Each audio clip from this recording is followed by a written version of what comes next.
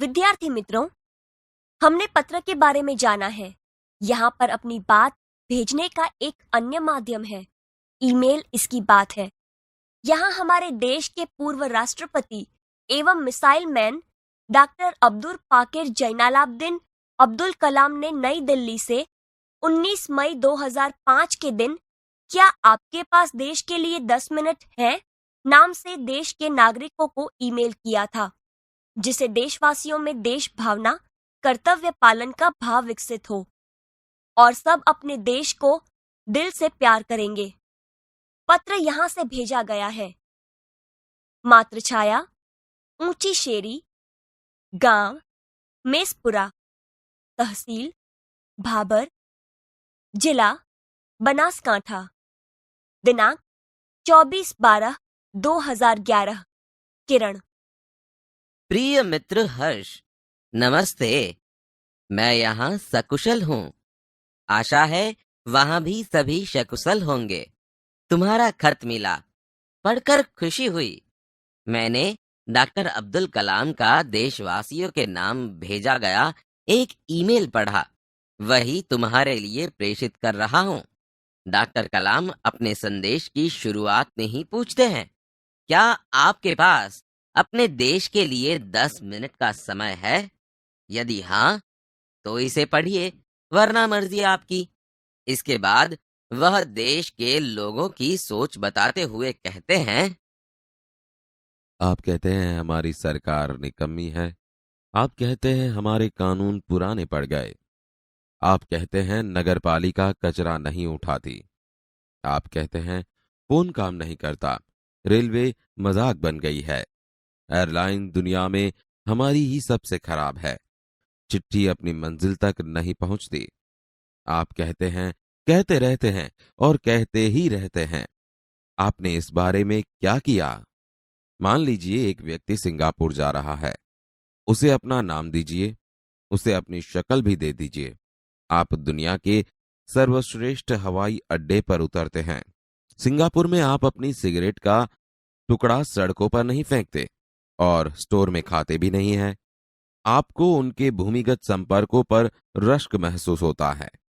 आप शाम 5 बजे से 8 बजे के बीच आर्चर रोड पर कार चलाने का टोल टैक्स तकरीबन 60 रुपए भुगतान करते हैं। अगर पार्किंग में आपने निर्धारित समय से ज्यादा गाड़ी रखी तो टिकट पंच कराते हैं। लेकिन आप सिंगापुर में कहते कुछ नहीं। कहते हैं क्या? दुबई में आप रमजान के दिनों में सार्वजनिक रूप से कुछ भी खाने का साहस नहीं करते। जिहाद में बिना सिर ढके बाहर नहीं निकलते। वाशिंगटन में आप 55 मील प्रति घंटा से ऊपर गाड़ी चलाने की हिमाकत नहीं करते और पलटकर सिपाही से यह भी नहीं कहते कि जानता है मैं कौन हूं, मैं फलां हूं और फलां मेरा बाप है। ऑस्ट्रेलिया, न्यूजीलैंड के समुद्र तटों पर आप खाली नारियल हवा में नहीं उछालते। टोक्यो में आप सड़कों पर पान की पीक क्यों नहीं थूकते? बॉस्टन में आप जाली योग्यता प्रमाण पत्र क्यों नहीं खरीदते? मैं आप ही के बारे में बात कर रहा हूं, सिर्फ आपके। आप दूसरे देशों की व्यवस्था का आदर और पालन कर सकते हैं, लेकिन अपनी व्यवस्था का नहीं। भारतीय धरती पर कदम रखते ही आप सिगरेट का टुकड़ा जहां तहां फेंकते हैं, कागज के पुर्जे उछालते हैं। यदि आप पराये देश में प्रशंसनीय नागरिक हो सकते हैं तो यहां भारत में आप ऐसा क्यों नहीं बन सकते?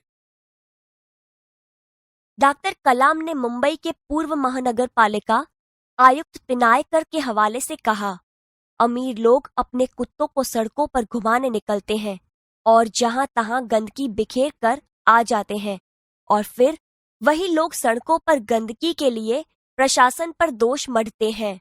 क्या वे उम्मीद करते हैं कि वे जब भी बाहर निकलेंगे तो एक अधिकारी झाड़ू लेकर उनके पीछे पीछे चलेगा और जब उनके कुत्ते को हाजत लगेगी तो वह एक कटोरा उसके पीछे लगाएगा?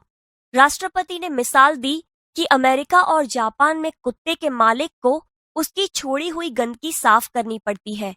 फिर शासन व्यवस्था के बारे में उन्होंने कहा है कि हम सरकार चुनने के लिए वोट डालने जाते हैं और अपनी सारी जिम्मेदारियां भी वहीं उलट आते हैं। हम आराम से बैठकर सोचते हैं कि अब हमारे नाज नखरे उठाए जाएंगे। हम सोचते हैं कि हमारा हर काम सरकार करेगी और हम फर्श पर पड़ा हुआ रद्दी कागज उठाकर उसे कूड़ेदान में डालने की जहमत तक नहीं उठाएंगे। रेलवे हमारे लिए साफ सुथरे बाथरूम देगी और हम उन्हें ठीक से इस्तेमाल करना भी नहीं सीखेंगे। डॉक्टर कलाम समाज की ज्वलंत समस्याओं की ओर इशारा करते हुए कहते हैं, समाज की ज्वलंत समस्याओं पर भी हमारा ऐसा ही रवैया है। हम ड्राइंग रूम में से बैठकर दहेज के खिलाफ गला फाड़ते हैं और अपने घर में इसका उल्टा करते हैं। और बहाना देखिए, पूरी व्यवस्था ही खराब है। अगर मैं अपने बेटे की शादी में दहेज नहीं लूंगा तो इससे कौन सा बड़ा फर्क पड़ जाएगा? इस व्यवस्था को बदलेगा कौन? यह व्यवस्था है किसकी? आप आसानी से कह देंगे, व्यवस्था में शामिल है हमारे पड़ोसी, आसपास के घर, अन्य शहर, अन्य समुदाय और सरकार। लेकिन मैं और आप कतई नहीं।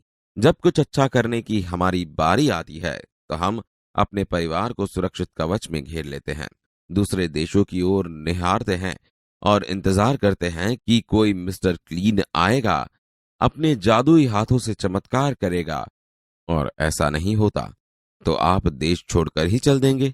उन्होंने कहा, हम अपने भय से भागकर अमेरिका जाएंगे, उनके गौरव का गुणगान करेंगे, व्यवस्था की प्रशंसा करेंगे, और जब न्यूयॉर्क असुरक्षित हो जाएगा तो आप इंग्लैंड भाग जाएंगे। इंग्लैंड में बेरोजगारी होगी तो खाड़ी चले जाएंगे, और जब खाड़ी में युद्ध छिड़ जाएगा तो आप मांग करेंगे कि भारत सरकार हमें बचाकर घर ले आए। हर कोई देश को गाली देने को तैयार है, पर व्यवस्था में सकारात्मक योगदान के बारे में नहीं सोचता। क्या हमने अपनी आत्मा को पैसे के हाथों गिरवी रख दिया है? इस प्रकार इस ईमेल के जरिए डॉक्टर कलाम व्यवस्था में नागरिकों के सकारात्मक योगदान के लिए देशवासियों को झकझोर देते हैं। श्रेष्ठ नागरिक बनने की शुरुआत करने की अपील करते हुए संदेश में कहा गया है कि अगर आप वाकई संदेश से सहमत है तो इसे अपने 10 और साथियों को ईमेल से भेजिए। परिवार के सभी बड़ों को मेरा प्रणाम। तुम्हारा मित्र किरण।